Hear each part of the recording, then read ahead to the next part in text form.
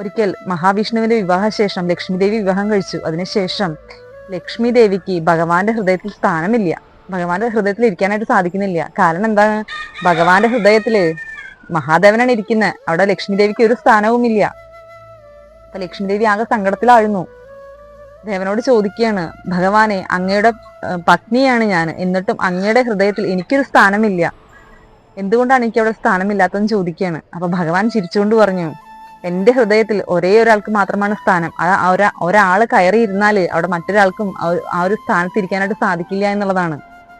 അപ്പൊ ലക്ഷ്മി ദേവിക്ക് വളരെ സങ്കടം തോന്നി. തന്റെ ഭർത്താവിന്റെ ഹൃദയത്തിൽ തന്നെക്കാളും സ്ഥാനം ആർക്കാണ്?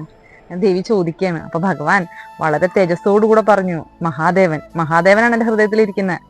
അദ്ദേഹം ഇരുന്ന് കഴിഞ്ഞാൽ അവിടെ ആർക്കും സ്ഥാനം പിടിക്കാനായിട്ട് സാധിക്കില്ല. ദേവിയുടെ ഈ സങ്കടം മാറണമെങ്കിൽ മഹാദേവൻ തന്നെ വിചാരിക്കണമെന്ന് പറയാണ്.